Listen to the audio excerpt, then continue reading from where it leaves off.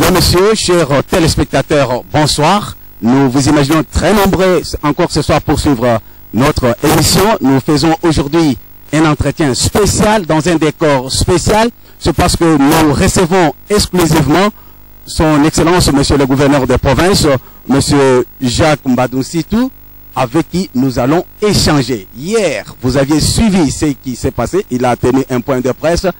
Beaucoup d'entre vous ont suivi, les autres n'ont pas suivi, et on va davantage approfondir cette matière qui a été entamée ou débutée depuis hier. Mais pour approfondir cette matière, je ne suis pas seul sur ce plateau, je suis accompagné de mes trois confrères. À ma droite, celui que vous connaissez très bien, Monsieur Hippolyte Mboulou de RTNC. Bonsoir Hippolyte. Et à ma gauche, vous avez Monsieur Élisée Ouamara. Bonsoir Élisée. Et en face de nous, c'est son Excellence. Bonsoir son Excellence. Voilà. Son Excellence, hier c'était samedi, nous avons été à un point de presse que vous avez tenu. Les gens ont suivi avec attention soutenue. Vous avez fait des révélations qui, on peut dire, qui ont donné parfois froid au dos de certaines personnes et par rapport à ce qui a été la gestion du gouvernement sortant. Et les chiffres nous ont un peu tuqués. Et avant de commencer, est-ce que vous confirmez ce que vous nous avez dit hier, qu'à votre arrivée à la remise de reprise, vous n'avez trouvé dans la caisse que 311 $ américains et 5 millions de dollars de dettes bancaires? Je crois que... D'abord, je vous remercie, Monsieur Chambouy, Monsieur Élisée, Monsieur Hippolyte, d'avoir organisé cet entretien spécial de clarification de la conférence de presse d'hier. Vous me posez la question de savoir si je confirme les chiffres que j'ai avancés hier tout au long de la conférence de presse. Ce que l'opinion doit savoir, c'est ce que j'ai dit hier. La démagogie politique s'arrête là où commence la vérité des chiffres. Parce que les chiffres sont têtus. Et quand vous les avancez, eh bien, il faut alors apporter la contradiction. Je confirme donc tout ce que j'ai dit sur les chiffres hier. Voilà, vous confirmez ce que vous avez dit sur les chiffres. Je reste encore avec le micro avant de céder à mon confrère à la droite. Excellence, je vous ai posé cette question hier par rapport à l'impunité. Mais cette question, je la repose encore aujourd'hui. C'est parce que vous m'aviez donné la réponse exactement. Mais je suis resté encore sur ma soif. Pourquoi sur ma soif? Parce que vous avez dit, il y aura des gens, vous allez traduire les gens, on peut traduire les gens en justice. Mais en lisant là, vous avez cité, vous avez dit, je peux lire, Nalingi Nanga Makambia procédé.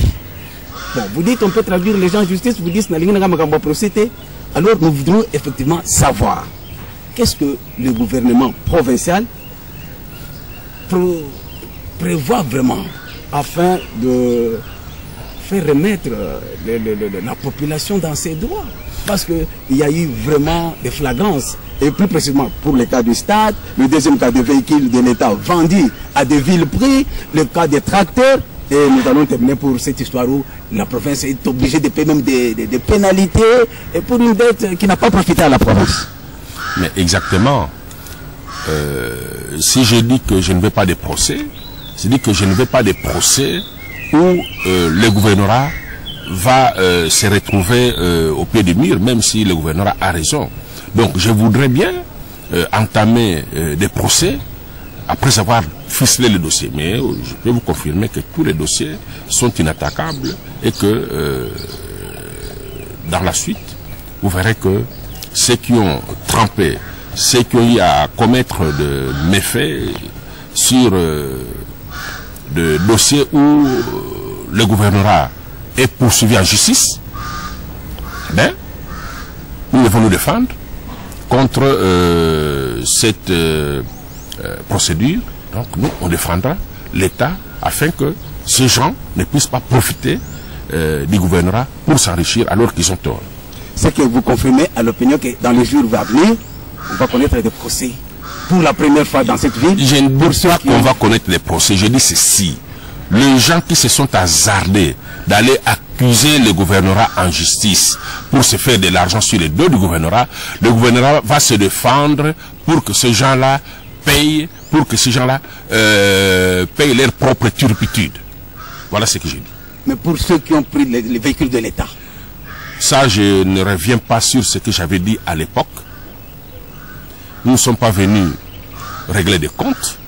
Nous ne sommes pas venus renier les signatures de nos prédécesseurs.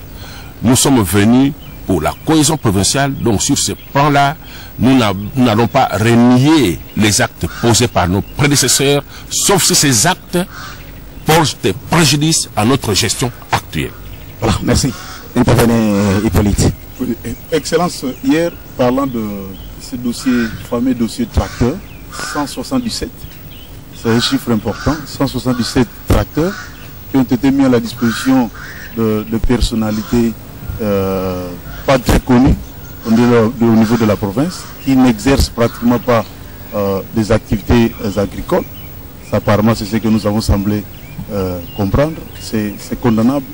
Mais une opinion pense, vous l'avez dit, vous-même, vous avez eu à disponibiliser 22 tracteurs à un certain nombre de personnalités, dont les membres du Conseil de sécurité. Vous ne pensez pas que vous puissiez vous-même également être condamné plus tard? Non, vous confondez les choses. J'ai dit qu'il y a 177 tracteurs qui ont été donnés à des personnalités ou à des structures que nous ne connaissons pas. Et ça, c'est l'argent que nous, la province, nous payons au niveau central pour les comptes du gouvernement provincial. Tandis que, pour revenir un peu à ce que vous venez de dire tout à l'heure, là, que nous-mêmes on a eu à disponibiliser, je crois qu'il faut d'abord recadrer les stations. J'ai bien dit, 177 tracteurs ont été remis à des structures inconnues, ou qui sont connues, mais qui n'ont réalisé aucun résultat sur terrain.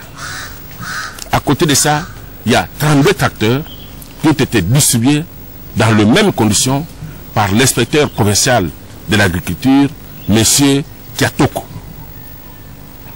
C'est au vu de cette histoire que nous nous sommes dit, nous, tout en faisant un effort pour récupérer ce qui peut être récupéré, parce que je vous informe que certains tracteurs de ces lots ont soit été vendus, sont soit des pièces de musée dans certaines maisons. Donc, nous avons estimé qu'il faut mettre de l'ordre dans la gestion de ces tracteurs. Comment? En les donnant à des personnalités connues qui ont des structures.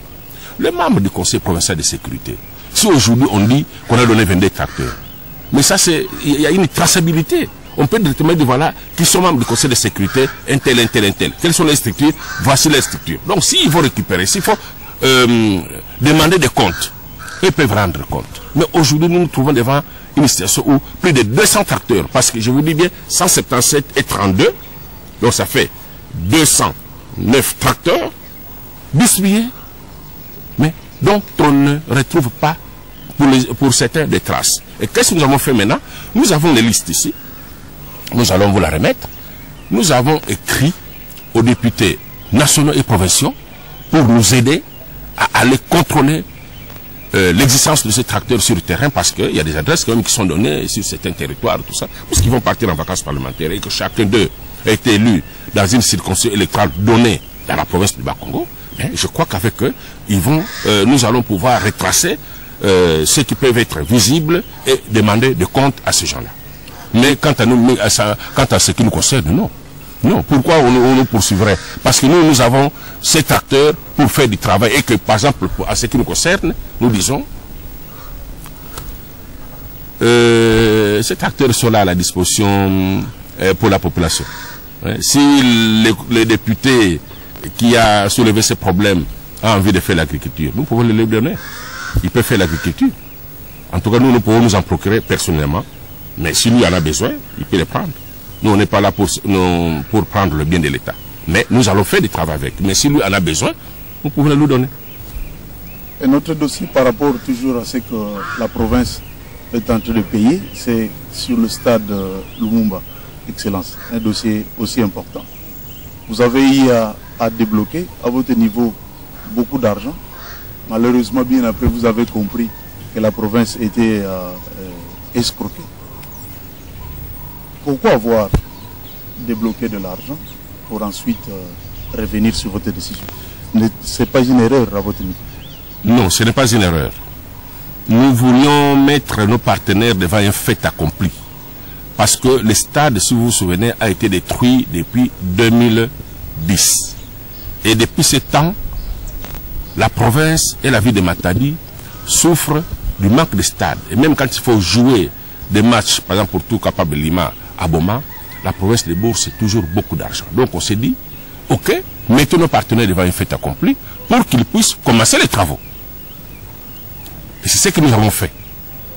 Mais, au contraire, ils ont continué à nous démontrer qu'ils n'étaient pas prêts à nous faciliter la tâche. C'est comme ça que nous avons commencé le stade d'Amar. Mais ce n'est pas une erreur. Nous nous sommes persuadés que, aujourd'hui, ce problème doit être résolu par, si pas un dialogue alors, par une autre procédure avec le gouvernement central. Voilà. Merci Chamboui. Monsieur le gouverneur, je voudrais rebondir sur le dossier stade. Hier, dans votre conférence de presse, vous avez parlé de ces Chinois qui ont, devers vous, je ne sais pas, avec un peu plus de sagesse, d'intelligence, bien sûr au sens figuré, ils ont eu à percevoir ce chèque au niveau de la BIC. 100 millions, oui. 100 millions. Les deux autres chèques n'ont pas été honorés, oui. Pourquoi le gouvernement provincial que vous représentez, vous n'assignez pas ces Chinois en justice? Avez-vous peur, parce que ça se dit en tout cas à travers toute la République, que si quelqu'un toucherait aux Chinois, toucherait à l'institution présidence de la République? N'attribuez pas au chef de l'État des choses qu'il ne fait pas. Incroyable. Il ne faut pas assimiler les Chinois au chef de l'État. Moi, depuis que je suis là, j'ai vu plusieurs délégations d'investisseurs défiler ici. Je n'ai pas vu une délégation chinoise que le chef de l'État m'a envoyée. La plupart des délégations, ce sont des délégations d'autres nationalités. Assigner les Chinois en justice, n'est-ce pas qu'on dit vaut mieux un mauvais arrangement qu'un procès bien gagné? Non, nous voulons quoi? Qu'on ait les stades. Et ces stades, nous allons appeler les Chinois, nous allons parler avec eux pour qu'ils nous libèrent l'air du jeu. Ou qu'ils fassent le travail, ou qu'ils nous libèrent l'air du jeu. Comme ça, nous allons doter la ville de Matadi de 2 stades après qu'on ait fini celui de Damar. Mais aller en procès pour le moment, ce n'est pas dans notre vision. Puisque vous parlez du stade Damar, il y a un communiqué qui a été lu, en tout cas à travers les médias à Matadi, si pas à travers toute la province du Bas-Congo.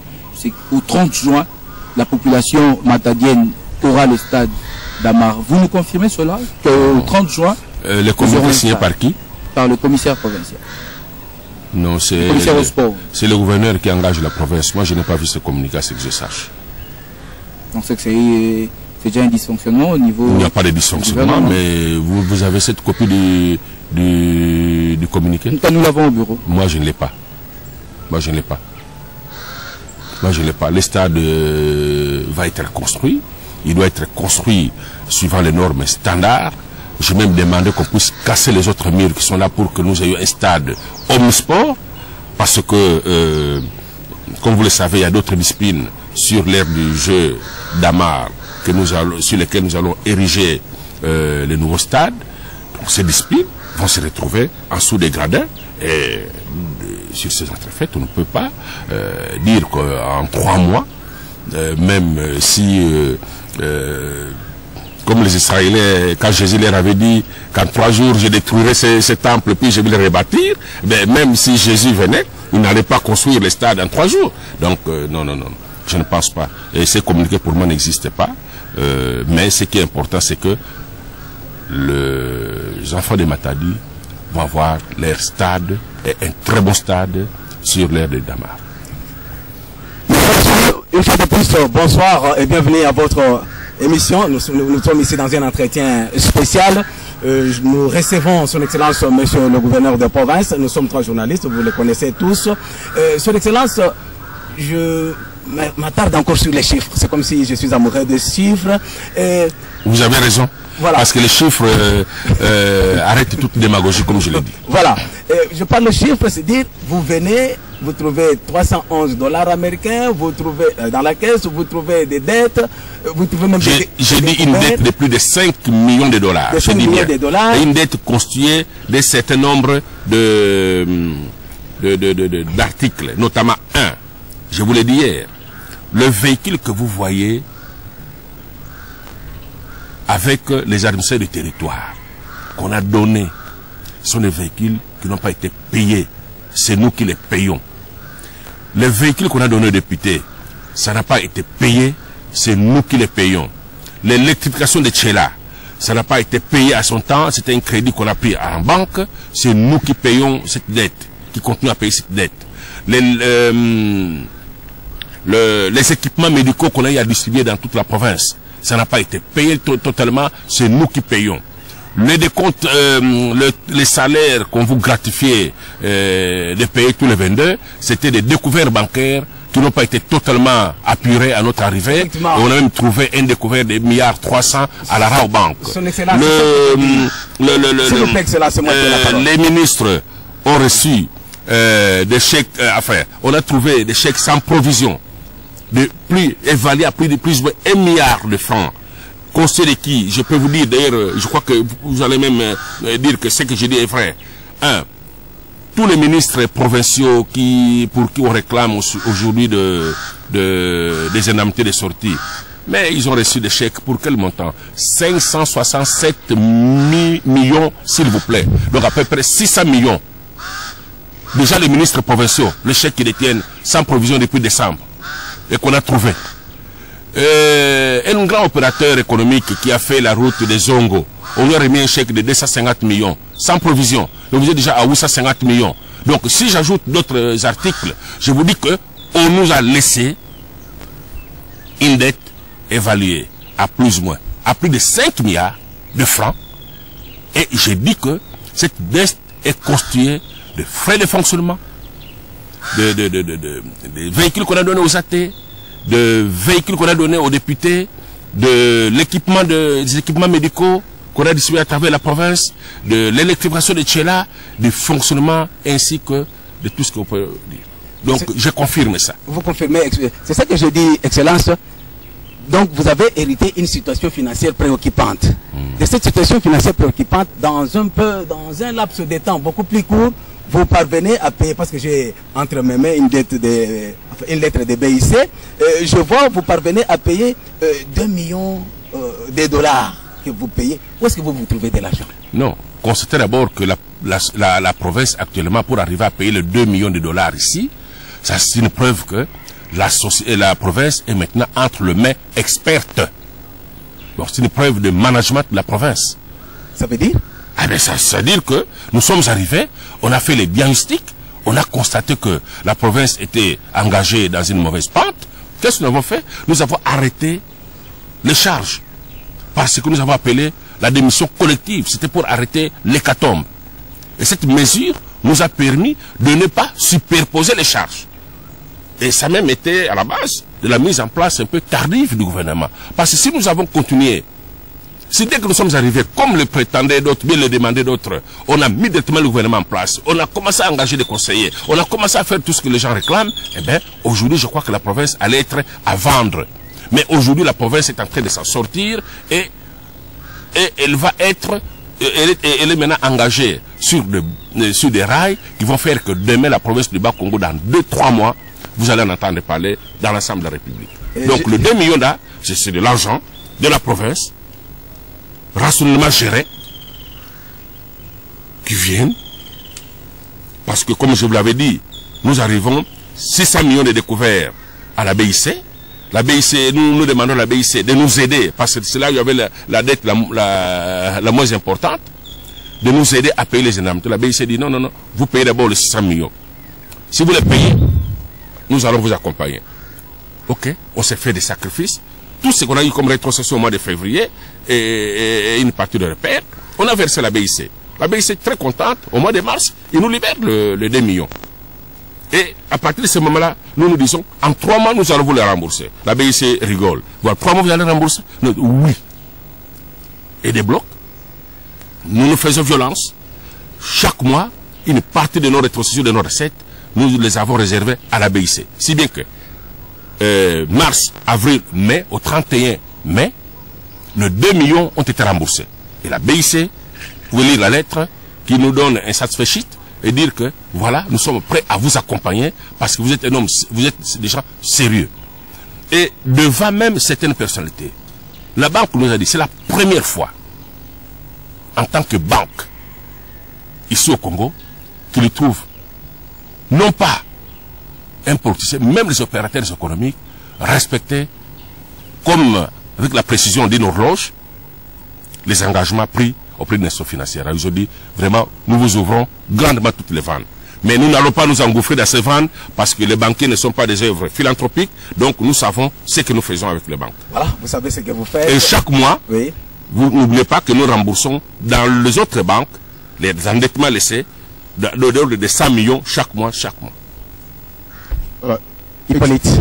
Excellence, de votre arrivée au pouvoir, au perchoir, il y a des mesures conservatoires Oui. que vous avez prises. Vous l'avez Et même, qui donnent les résultats, les résultats que vous avez aujourd'hui. Vous l'avez évoqué avec précision Oui. hier. Parmi les mesures, l'assainissement Oui. du personnel, du gouvernorat, du cabinet en Oui. particulier. Mais ce qui crée un peu de frustration, c'est le paiement des indemnités de sortie. Oui. D'après certaines de nos sources, vous avez payé des indemnités sur base en tenant compte de salaire de base. Vous l'avez évoqué également hier. Mais certains de ces agents, ils disent qu'il y avait injustice. D'autant plus que les membres de votre cabinet, lorsque vous étiez encore au pouvoir au Bas-Congo, de 2006 au début jusqu'en mars 2007, certains de membres de ce cabinet ont été payés sur base de leurs émoluments, le total. Qu'est-ce qui justifie? Justement, c'est le 2 poids, 2 mesures. Bien. Il y a 2 aspects dans votre question. Je voudrais insister sur le fait que quand vous dites qu'on a payé les indemnités de sortie, donc vous voyez que d'un côté, nous payons les indemnités de sortie des agents qui sont partis et qui n'avaient plus d'espoir. Parce que ni le cabinet Mbachi, ni le cabinet Nkous, ni même mon ancien cabinet, personne avant nous n'a eu le courage de payer ces indemnités de sortie. Donc c'est la première précision qu'il faut donner. Donc si nous on a payé, je crois que c'est déjà un aspect qu'il faut souligner. Le deuxième aspect, c'est le mode de calcul. Nous sommes des légalistes. N'oubliez pas que nous, quand nous sommes au pouvoir, il n'y a pas de gouvernement provincial. Nous avons des conseillers. Et les gouvernements provinciaux n'existent pas encore. Et les émoluments sont déterminés par le gouverneur de façon globale. Donc on dit que chaque tel conseiller va commencer à toucher autant. Ce n'est pas ventilé, ce n'est pas éclaté. Donc si je vous paye 1,5 million par mois, c'est 1,5 million par mois. Dans l'intérieur là-bas, ce n'est pas éclaté, il n'y a pas de ventilation. Mais quand arrivent les élections avec le gouverneur élu, le ministère des budgets commence à édicter des principes pour fixer les émoluments des membres du cabinet. Et quels sont les principes? On dit voilà, vous fixez en fonction, il faut donner un traitement de base, des avantages sur les transports, logement, et ceci. Donc ça c'est éclaté. Et en matière de calcul des indemnités, la circulaire du ministère du budget vous dit clairement qu'il faut partir du salaire de base. Alors, maintenant, quand nous nous montrons compatissants pour payer, préoccupés, responsables pour payer les indemnités de sortie, nous disons ok, ceux qui ont travaillé avec nous n'avaient pas un salaire éclaté. Ce n'est pas aujourd'hui qu'il faut maintenant commencer à dire non, dans ce salaire-là, il faut refaire une gymnastique. Non, c'est un tout qui les touchait. Et c'est tout, c'est sur ce tout-là qu'il payait les impôts. Parce que, n'oubliez pas, que quand vous avez un tout comme ça, les impôts que vous devez payer à l'État, c'est calculé sur ce tout. Mais quand vous avez un salaire éclaté, il n'y a que le salaire de base qui est imposable. Donc, à ce moment-là, vous qui avez un salaire de base, vous en profitez. Mais à la fin de votre carrière, celui qui a un tout, eh bien, lui en profite parce que quand on va prendre son tout fois 6, il a plus. Tandis que vous qui avez un salaire de base, qui profitez sur les impôts que vous aurez dû payer à l'État, mais compte tenu du fait que vous n'avez que le salaire de base qui est imposable, tout le reste qui est au-dessus n'est pas imposable, eh bien, vous devez pouvoir subir ce que la loi dit. Et encore, dans les cas d'espèce, le vice-premier ministre Moukoko l'a bien dit, les gens doivent être payés sur base du traitement de base, fois 6 fois les émoluments. Et même le gouverneur Mbach, c'est ce qu'il a laissé dans l'arrêté. Donc on n'a rien inventé. Sauf le vice-gouverneur expert des affaires courantes que j'ai trouvé, c'est lui qui s'est mis pratiquement en bagarre avec les textes légaux. Le 7 décembre, il instruit les sous-gestionnaires pour calculer les indemnités sur les émoluments nets. Les sous-gestionnaires lui répondent en disant que non, c'est illégal et c'est même contre les instructions du ministère du budget. À ce moment-là, il va encore rebondir pour imposer à celui-là de faire comme le travail. Celui-là va refuser et puis après, il va produire 2 scénarios qu'il nous présente. Et nous avons exécuté ce scénario en fonction des textes légaux. Parce que n'oubliez pas que la gestion de la province est contrôlée par les inspecteurs des finances qui regardent les textes légaux. Ici, on vous a dit, vous devez calculer sur base, vous devez payer les émoluments sur base des salaires de base. Pourquoi avez-vous fait sur les émoluments bruts? Donc, c'est ce que le sous-gestionnaire a dit. Non. Nous, on a déjà eu, du temps du gouverneur Mbach, plusieurs problèmes avec cette histoire. Eh bien, moi, je ne marche pas. Le courrier est là. Par rapport au même dossier, Excellence, pour en finir, vous êtes informé qu'il y a un groupe, justement, de ces agents se trouve aujourd'hui en justice contre le gouvernement provincial que vous présidez aujourd'hui. En tant que père de famille, qu'est-ce que vous leur dites? C'est de continuer l'action ou carrément ils doivent comprendre vos explications? Interrogez-le, parce que moi je n'ai obéi qu'à la loi. Quand je viens ici, et que vous regardez même à l'époque le serment que nous prêtons, c'est le respect des lois et règlements de la République. C'est ça la force. C'est ça notre maître. C'est tout. Et même les juges va les reposer la loi. Et même les juges les reposera la loi. Voilà. Le respect de la loi. Élisée, votre intervention. Monsieur le gouverneur, 2 questions. Hier, en pleine conférence de presse, nous avons suivi, parlant de la repère, il y a des réformes, après un séminaire, si vous voulez l'appeler ainsi, qui venait d'avoir lieu tout à l'heure. Mais il y a des voix qui s'élèvent pour décrier des manœuvres jugées dilatoires que vous orchestrez, vous, gouverneur de province. Vous tenez à tout prix à restructurer cette régie en vue de placer les vôtres avec beaucoup de directeurs. On nous parle de 7 directeurs que vous voulez placer au niveau de la repère. Qu'en est-il au juste? Ce n'est pas une faute à l'avant, ça? Parce que moi, je n'ai pas été à l'atelier. Peut-être que les gens qui sont à la repère et qui savent qu'il y a des insuffisances qu'on a décelées dans leur chef sont en train de faire une fuite en avant. En tout cas, moi, les recommandations, je ne les ai pas encore reçues.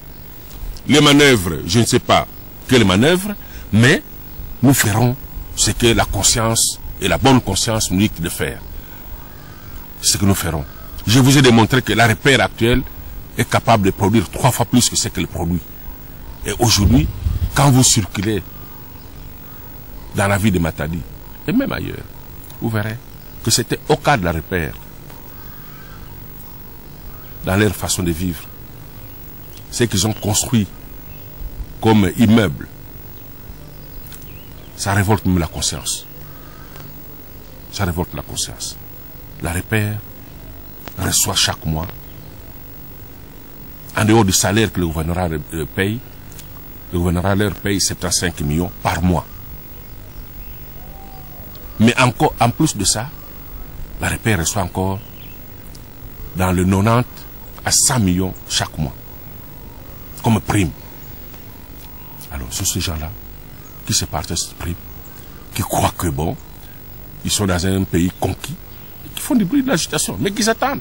Moi, je n'ai pas été à l'atelier. Et nous-mêmes, au niveau du gouvernorat, on n'a même pas encore reçu ces recommandations. On attend. Mais si ça va dans le sens de créer cette direction, ça ne nous fera pas reculer. Nous créerons cette direction et on n'aura qu'à voir les résultats que ça va donner. C'est tout. Autre question, en tout cas, ce fut comme un coup de tonnerre hier lorsque vous l'avez annoncé, cette liste de 9 personnes. Vous avez même fait appel au REDOC pour ne pas en parler. Nous avons vu la première dame de la province un peu faire opposition lorsque vous vouliez citer les noms des personnes. Je ne sais même pas, nous ne voulons pas aussi que vous puissiez les citer en ce plateau. Mais sinon, monsieur le gouverneur, si ces 9 personnes se retrouvent, je crois qu'on peut compter 6 qui font partie du forum Sauvons la province. Et peut-être il y a d'autres, des partis politiques bien sûr, avec qui vous avez eu à signer des alliances publiques, officielles ou officieuses, que vous n'avez pas respectées. Du côté du forum la province, on est tenté de dire, parce que c'est cette même organisation qui vous a soutenu pour que vous puissiez arriver ici en province et directement vous leur tourner le dos. Qu'est-ce qui ne va pas en fait? Et aussi, laissez-moi vous le dire, on vous accuse de diviser le forum Sauvons la province pour bien régner dans le Bas-Congo. Vous êtes fautif dans tout cela? Je voulais un peu vous poser la question de savoir comment élit-on un gouverneur de province? Suffrage universel direct? Indirect? Pour qu'on puisse dire que voilà, c'est par le soutien de quelqu'un qui crie dehors que le gouverneur est élu? Oh, je pose une question. Toujours est-il que quand il y a des manœuvres comme ça, vous avez tout un tas d'opportunistes qui se réveillent et qui veulent se positionner. Ce sont les députés provinciaux qui élisent le gouverneur. Et au niveau national, ce sont les députés nationaux qui investissent le gouvernement. Mais quand le Premier ministre compose son gouvernement, il ne consulte pas les gens dehors. Il consulte au sein de l'Assemblée nationale. Le parti qui compose la majorité là-bas, même s'il y a des gens qui font du bruit dehors, mais ils sont ignorés. On vous ignore si vous faites du bruit dehors. Il faut d'abord se faire élire. Et alors, quand vous avez 5, 6, 10 députés au sein de l'Assemblée nationale, que le Premier ministre va dire, bon, ces groupes-là peuvent vous commencer à me soutenir, parce que si je ne m'adresse pas à ces groupes, mon gouvernement va être instable. Et c'est comme ça qu'on forme le gouvernement national. Gouvernement provincial, mêmement. Ne vous faites pas d'illusions. Mêmement. Le gouverneur est obligé de se référer à l'Assemblée nationale pour composer son gouvernement. Mais provincial? Provincial plutôt, pour composer son gouvernement. Alors, si vous n'avez jamais réussi à vous faire élire, même député dans la ville, parce que j'ai vu la plupart, ils n'ont jamais réussi, même 200 à 300 voix. D'autres déploient des dépenses de milliards, même des millions, mais ils n'ont jamais réussi à se faire élire. Alors, vous voulez vous accrocher à quelqu'un qui doit vous donner le pouvoir parce que vous avez échoué partout. Maintenant, vous dites, ah, c'est Mbadou qui va me donner un ministère. Il ne m'a pas donné un ministère. Non. Même celui qui viendra après moi, c'est ce qu'il fera. Alors, le seul conseil que je peux leur donner, c'est qu'il doit se faire élire député provincial. Si un jour il veut devenir des ministres, avoir un ministère au sein du gouvernement provincial, parce que même celui qui viendra après moi, quand mon mandat va prendre fin, le jour qu'il va composer son gouvernement, il ne tiendra pas compte de ces brouhaha qui se passent dehors. Il va se référer à l'Assemblée provinciale, il va voir quel est le groupe qui a plus de députés, mais c'est ce groupe-là qui donnera les ministres, pas celui qui crie dehors. On ne s'occupera pas d'eux. Ce sont des jeux politiques. Ça, c'est le premier aspect. Le deuxième aspect, ils m'ont soutenu, mais je ne me suis pas occupé d'eux. Mais sachez bien qu'il y a un auteur français qui a dit: l'intérêt rassemble les hommes, mais ne les unit pas. On on peut être intéressé à une action. Ici, il y avait un intérêt. Ah, celui qui est là doit partir. Oui, ok. Mais c'est pour ça qu'on était unis. Mais c'est pour ça qu'on avait des accords avec eux. Point d'interrogation. J'ai rebondi, Excellence, sur ce que Élysée venait de dire et surtout de la réponse que vous venez de donner. Vous dites que on tient compte aussi du poids qu'un parti politique a au sein de l'Assemblée. Mais il semble, parce que je n'ai pas tellement de précisions, mais c'est ce que j'ai entendu parler, que dans votre gouvernement, il y a un ministre du parti politique AFDC et que ce parti n'a aucun député provincial. Et s'il est parrainé par les députés provinciaux? Si un député provincial, ok, dit non, moi, par rapport aux critères que le gouvernement donne dans mon parti, je n'ai pas quelqu'un, il trouve une personnalité de notre parti politique qui correspond aux critères et qui le parraine. Alors le gouvernement fait quoi? La preuve est que le programme du gouvernement a été voté à 100%, ça suffit que ça met tous les députés, d'accord. Voilà. Mesdames et messieurs, je vous rappelle que vous êtes en train de nous suivre dans une émission spéciale, un entretien spécial avec son Excellence, Monsieur le Gouverneur. Nous entrons en profondeur de son point de presse, le point de presse qui a été tenu hier. Aujourd'hui, nous ramassons ce qui était resté en cours de route ou ce qui n'était pas soulevé, mais qui est nécessaire pour que tout le monde puisse être éclairé. C'est ainsi que j'ai répondu encore, son Excellence, Monsieur le Gouverneur, sur un dossier mémo de la société civile du Congo, adressé au chef de l'État. Fustigons votre gestion. Vous en êtes informé? Vous l'avez lu? Vous l'avez lu? En quel français il est écrit? Vous l'avez lu en quel français il est écrit? Si vous êtes honnête, parce que vous en parlez de ce que vous l'avez lu. Vous l'avez lu en quel français il est écrit? C'est que vous l'avez réceptionné? Non, je vous demande, est-ce que vous l'avez lu? C'est moi qui pose des questions, Excellence. Excusez-moi, c'est un chiffon. Ça veut dire?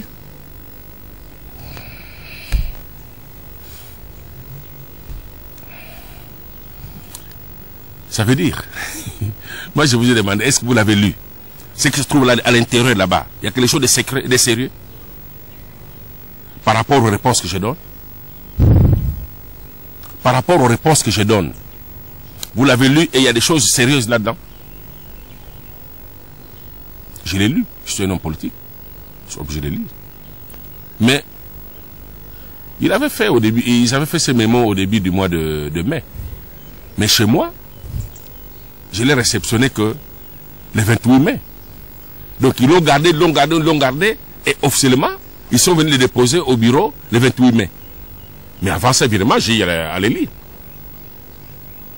Et avant ça, ils étaient certains que, bon, des choses, bon, écoutez, je crois que j'ai déjà répondu. Ils ont fait un mémo, et puis après, bon, par rapport aux réponses que je donne, je ne sais pas s'il y a une question pertinente qui est là, et à laquelle je devais répondre, parce que moi, je n'ai pas vu quelque chose de sérieux. Monsieur le Gouverneur, il y a une question en parlant de ce mémo, parce que moi, du moins, je l'ai lu, comme vous aussi, vous l'avez lu, bien que vous dites que c'est un chiffon avec quel français, mais du moins, nous l'avons lu.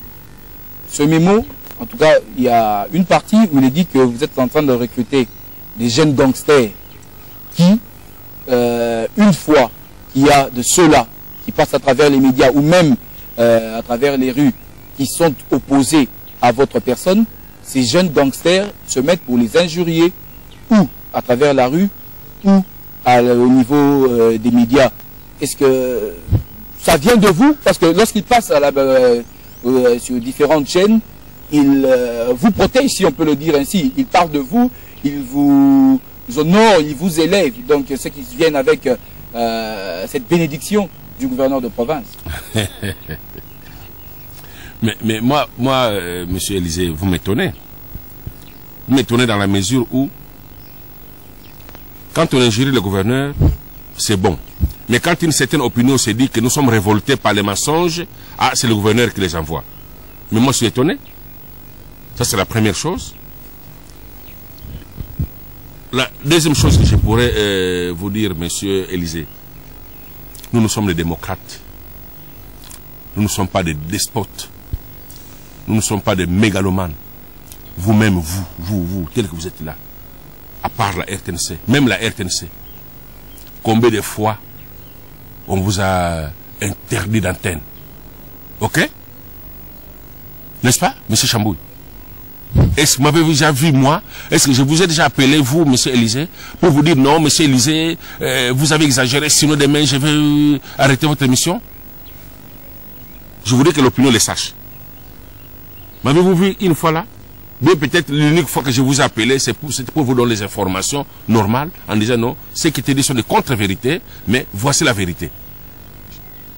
Parce que les gens que vous protégez aujourd'hui, combien de fois ils ont même pris, par exemple, la RTA, ils ont pris leur faisceau, on est allé le jeter au fleuve. Ils ont même été suspendus pendant 2 mois. Est-ce que Mbalou l'a fait une seule fois? Est-ce qu'il y a eu même un seul journaliste qui était menacé? Vous n'êtes qu'à votre début. Non. Nous ne pouvons pas cacher, nous ne pouvons pas nous agiter parce que nous sommes dans la vérité. Ce n'est pas parce qu'on est au début. Parce que beaucoup de mauvaises choses ont été dites sur nous. Et ce ne sont pas les moyens politiques qui nous manquaient. On pouvait agir aussi comme les autres. Mais parce que nous avons la vérité avec nous, on n'a pas eu peur. On savait que le moment où la vérité allait éclater, eh bien, que ces gens-là allaient manquer de discours. Donc on n'est pas là pour intimider qui que ce soit. On n'est pas là pour intimider qui que ce soit. S'il y a une opinion qui trouve que ceux qui parlent à la télévision racontent des contre-vérités, je n'ai pas de l'argent, du trésor à dépenser pour les inciter. Ah, peut-être ce sont leurs méthodes, eux. Bien qu'ils ont peur. Oui, c'est ce qu'ils souhaitent pour devenir des héros. Dans leurs mensonges, ils cherchent à devenir héros en allant pousser des gens à les attaquer pour dire voilà, c'est Mbadou qui les envoie. Et rien ne dit que c'est même eux-mêmes qui, peut-être même eux-mêmes qui vont commencer à monter des gens pour qu'ils sur eux, afin de dire demain que c'est Mbadou qui les a envoyés. Non, le gouverneur n'a pas le temps de faire ça. Voilà, merci. Hippolyte. Oui, il y a un autre élément que vous avez annoncé pendant le point de presse sur la rétrocession dans les entités territoriales décentralisées et déconcentrées. Vous avez même annoncé, y compris les quartiers bénéficiaires de moyens, 752 065 francs. Que nous envoyons chaque mois, même dans les villages, 10 000 francs. Et certaines opinions se disent que ça ne va pas créer cette fois-ci de bagarre dans les quartiers.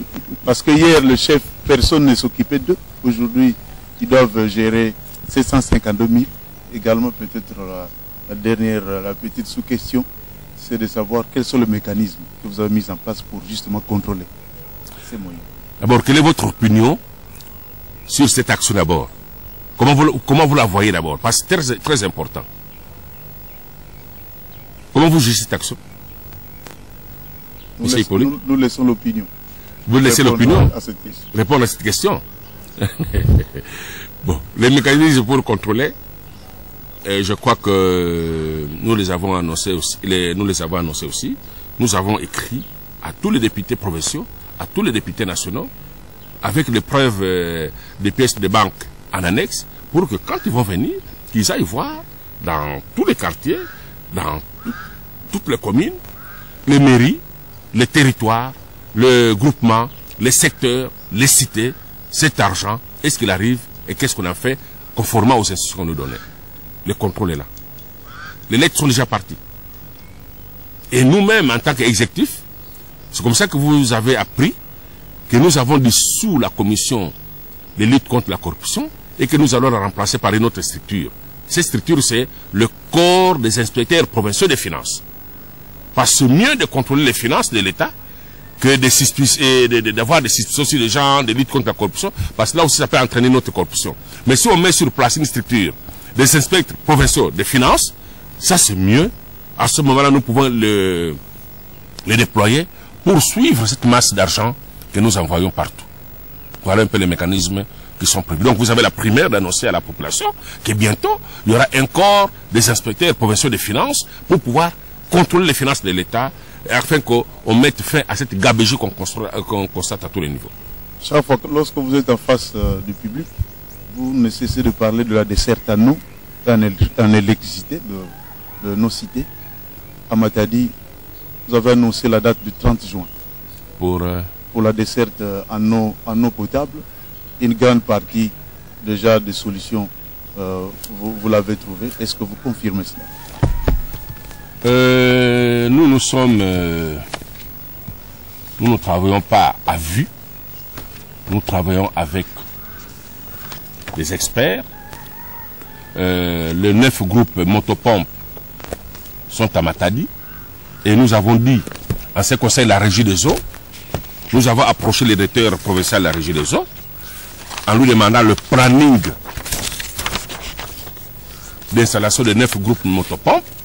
Et la dernière fois qu'on a fait la visite, elle a dit, en tout cas, d'ici un mois, début juillet, il n'y aura plus de problème ici. Et voilà le planning qui m'a été remis.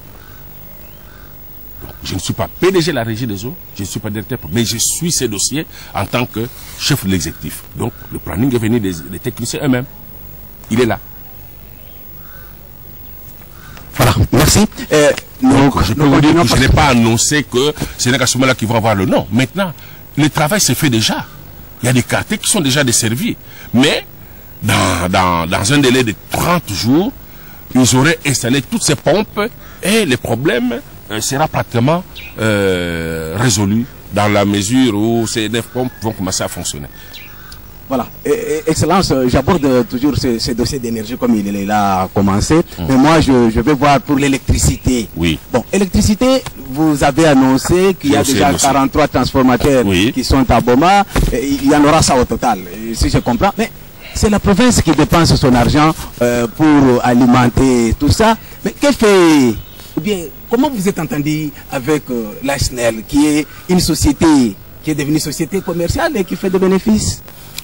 J'aurais croisé les bras. Qu'est-ce que vous aurez dit? Qu'on ne fait rien du tout. La SNEL a des problèmes. Nous avons trouvé des financements pour lui. Le gouvernement provincial a disponibilisé les financements dans les comptes développement. Puisque j'ai trouvé de l'argent dans ce compte. Non pas que j'ai trouvé de l'argent, mais puisque j'ai de l'argent dans ce compte. Parce qu'on vous a dit que chaque mois, la province recevait 130 000 $. OK? Et c'est avec cet argent qu'il fallait faire des routes. Mais moi, je dis non. Les 130 000 $ que je reçois du péage, j'achète des transformateurs parce que pour le développement des infrastructures. Et voilà là où j'ai trouvé l'argent pour financer ces transformateurs. Parce que les routes sont déjà prises en charge par le plan urbain d'aménagement de la Banque mondiale avec 100 millions de $, dont à peu près 5 à 20 millions pour Matadi. Les 130 000, c'est l'argent de la province, mais la SNEL, c'est une entreprise à part entière. Comment la province s'est convenue avec la SNEL? La province s'est convenue avec la SNEL? Non, je crois que la question devait être posée autrement. Peut-être qu'il fallait me demander pourquoi vous soutenez la SNEL.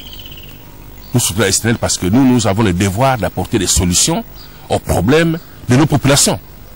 Je ne suis pas la régie des eaux, mais nous avons le droit d'accompagner la SNEL. Nous avons le droit d'accompagner la régie des eaux pour trouver des solutions aux problèmes des populations. Parce que là où s'arrête la force de la SNEL, les pouvoirs politiques doivent pouvoir reprendre le relais. Et c'est ce que nous faisons. C'est ce que vous faites, Excellence, je ne refuse pas. Mais seulement le problème est que c'est l'argent de la province. La SNEL, c'est une société nationale, une entreprise privée qui fait entrer de l'argent. Elle n'est pas privée. Enfin, c'est une entreprise. Mais il y a l'autonomie de gestion qui fait entrer. Mais l'argent qui est... Alors, vous aurez voulu que cette situation reste dans l'État? Non, on n'a pas voulu ça, mais le problème est que tout cet argent de la province que la SNEL utilise... Non, voilà, je crois que j'ai fait aussi la même expérience à Boma. J'avais à donner en tant que personne physique des transporteurs à la SNEL. À ce moment-là, j'avais trouvé un compromis avec la SNEL en leur disant, étant donné que c'est moi qui ai financé ces transformateurs, pour les raccordements en énergie électrique, la population, au lieu de payer 600 $, on avait seulement demandé à la population de payer 159 $. Et de façon échelonnée, parce qu'ils n'avaient pas investi. Alors, même pour ça aussi, je ne voulais pas dire des choses à l'avance, parce que comme ça, vous me voyez un peu réservé, parce que je dois en parler avec les DG de la SNEL qui va venir. Il ne vient plus la semaine ici, mais la semaine avant, après, pour qu'on puisse trouver comment nous allons trouver un compromis avec la SNEL afin que la population, parce que nous finançons à la place de la population puisse se retrouver. Donc c'est une question que nous allons aborder avec les autorités de la SNEL. Je n'aurais pas voulu l'aborder tout de suite là pour qu'on ne dise pas demain, ah, le gouverneur avait dit que on va commencer à payer. Merci Excellence, vous avez raconté la préoccupation forfaitaire, mais nous sommes conscients de ça que la SNEL doit pouvoir rétrocéder à la population, parce que nous le faisons pour le compte de la population, quelque chose pour pouvoir alléger, tant que faire se peut, soit la facturation, soit le raccordement, quand nous allons mettre des transformateurs là où les réseaux n'est pas encore arrivé. Bon, Élisée. Monsieur le gouverneur, je crois que nous acheminons lentement et sûrement vers la fin de cet entretien spécial. Je suis resté dans ma soif hier. Et les personnes que nous avons rencontrées nous ont dit que le gouverneur n'a pas rencontré des préoccupations et nous ne sommes même pas encore convaincus. Sur quel plan? Je reviens sur cette question. Laquelle? La suspension des protocoles et même qu'il y ait des demandes d'explication chez certaines personnes après le deuil de Papa Kandansis. Nous revenons sur cette question. C'est vrai? Oui. Vous nous avez dit hier que oui, c'est vraiment vous. Vous avez agi en tant que... Et alors qu'est-ce qui n'a pas convaincu les gens? Que je les ai suspendu, que c'est venu de moi? Parce que je dis que c'est venu de moi. 2, parce qu'il y avait une faute protocolaire. 3, en principe, quand une autorité est annoncée quelque part, le chef de l'État, quand il descend ici en province, notre protocole s'efface. C'est le protocole d'État qui fait les choses. Quand le maire se déplace, va quelque part, s'il y a une adoption de territoire, même un bourgmestre, le bourgmestre s'efface, c'est son protocole qui fait les choses. Et ici, il y avait un représentant du gouverneur. Au deuil, le protocole d'État n'a pas fait son travail, je l'ai suspendu pour 15 jours, et ils ont repris leur travail, on a tourné la page. Qu'est-ce qui n'est pas convaincant? La population dit que c'est parce que c'était des Onkoussou, c'est pourquoi vous avez fait cela? Non. Ça aurait Si j'aurais été vous, j'aurais fait la même chose. Demandez-leur de faire la même chose, je les suspendais, et cette fois-là, peut-être sera la révocation, parce que ce sont des fautes graves de protocole. De Onkoussou, parce que quoi? Il me fait peur. Et peut-être une question, je crois que ça peut être la dernière pour moi en tout cas. Quelles sont vos relations en ce jour avec tous vos deux prédécesseurs? Je citerai l'honorable Mbadji aujourd'hui et M. Déon Koussou. Poserez d'abord la question, et puis moi je vous répondrai. Parce que moi je suis gouverneur de la province. C'est à dire quelles sont les relations qu'ils ont avec moi. Voilà. Excellence, nous allons progressivement vers la fin. D'ici là, nous allons clôturer. Et par rapport à la question que venait de poser Élisée, de relations, je voudrais aussi savoir quelque chose, parce que on a beaucoup vu dans votre famille politique, surtout la majorité présidentielle et le PPRD. On a vu quand c'était les mêmes personnes là, vous les voyez aujourd'hui, le matin ils sont avec celui-ci, le soir vous les voyez avec celui-là. Bon, finalement, qu'est-ce qui se passe dans votre famille politique? Parce qu'il n'y a pas 2 jours, on a vu encore un communiqué de presse du PPRD qui dit ouvertement qu'il vous soutenait. Et alors? C'est un péché? Non. C'est ce qu'on appelle le réalisme politique. Dans la famille politique, on a eu la chance que la province ne puisse pas basculer du côté de l'opposition. Un membre de la majorité a été élu, mais ils ont pris les responsabilités pour dire, ok, avec ce que le gouverneur Mbadji est en train de faire, maintenant la majorité va avoir peu à peu de la place dans la province. Donc maintenant, si nous ratons ça, nous allons toujours faire les lits de l'opposition. Ils sont réalistes, ils se disent, ok, c'est le temps de les soutenir, parce que si nous les ratons, l'opposition va toujours nous damer les pions. Je ne fais pas de mal, et moi, ils sont accueillis à bras ouverts.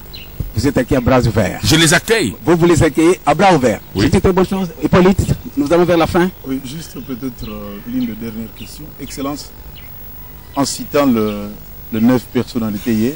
Vous revenez là-dessus? Mais on a bien dit, Élisée a bien dit de ne pas, qu'on n'en parlerait pas. Ça ne dérange pas, Excellence. Non, non. Mais parce qu'hier, j'avais donné une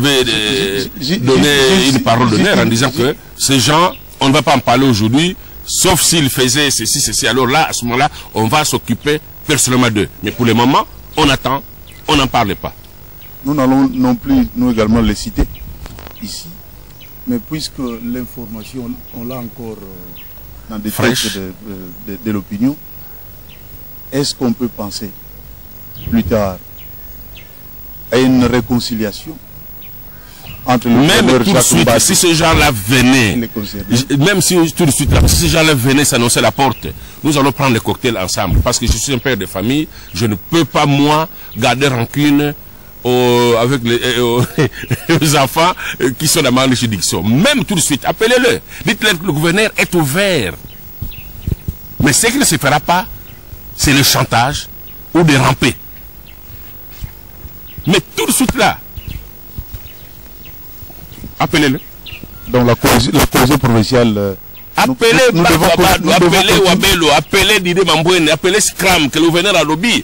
On va prendre les cocktails ensemble. Appelez Pouela. Pouela, oui. Pouela, tous ces gens-là qui reviennent. Mais pas pour faire des rubriques. Pas pour faire des rubriques. Bon, voilà, nous sommes vraiment à la fin. Excellence, nous voici arrivés presque à la fin. Le temps nous imparti. Vous avez peut-être un mot à dire à la population du Bas-Congo qui vous regarde en ce moment précis. À la population du Bas-Congo, nous disons ceci. C'est vrai que la situation que nous avons trouvée était préoccupante. Nous avons décidé de nous taire parce qu'il n'est pas normal de parler des prédécesseurs. Mais, puisqu'il faut rendre compte à l'opinion, il faut toujours que l'opinion soit au courant, quel que soit le mal qui sera fait. Et des deux, nous disons, aujourd'hui la province est sur les rails. L'avion est sur la piste, prêt à décoller. Et la province va décoller, est en train de décoller. Parce que quand vous regardez tout ce que nous venons de faire en 3-4 mois, M. Chambouy, M. Élysée, M. Hippolyte, sur le plan d'abord de l'assainissement de la situation politique et administrative de la province, sur le plan de la gestion budgétaire de la province et des finances, parce qu'aujourd'hui, je vous ai dit que nous avons un tableau de bord chaque mois où nous suivons l'exécution du budget.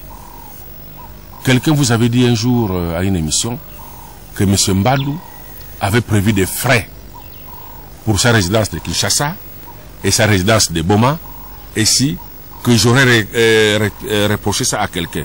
Allez voir dans ces budgets, nous avons de quoi payer les gens qui travaillent à Kinshasa et à Boma, et que la province n'a pas besoin de débourser de l'argent pour faire ça, parce que nous avons toujours payé et nous n'avons jamais été soutenus par la province. On ne voit pas pourquoi, au moment où la province a beaucoup de problèmes, que nous le ferions. Nous ne le faisons pas. Allez interroger les tableaux de bord, il n'y a pas une seule ligne budgétaire sur ça. Donc, la province est sur les rails, que ce soit sur le plan électricité, que sur le plan eau, sur le plan agricole, sur le plan même de la gestion. Ils doivent nous faire confiance, ils doivent nous soutenir, parce que nous sommes prêts à changer la donne dans la province. Voilà, merci Excellence, Monsieur le Gouverneur. Mesdames, Messieurs, nous voici arrivés à la fin de cette émission. Le temps pour nous de remercier tout d'abord son Excellence, Monsieur le Gouverneur, qui a accepté de nous recevoir dans ce cadre exceptionnel. Merci à tous. Avec des questions sans tabou. Avec des questions sans tabou, comme il l'a dit.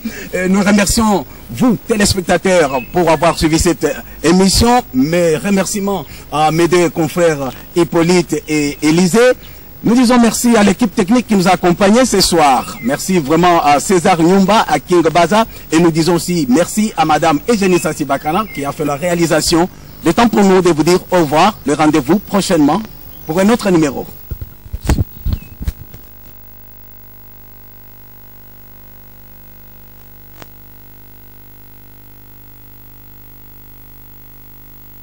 Ouverte, vous l'avez souhaité hier. Chaque fois que vous aurez besoin de nous, nous sommes là pour vous. Nous n'avons jamais inquiété la presse. Au contraire, vous nous rendez service quand vous organisez ce genre d'émission, parce que c'est grâce à vos questions que nous aussi, nous essayons de préparer nos dossiers afin de rendre compte à l'opinion. Nous vous remercions. Merci.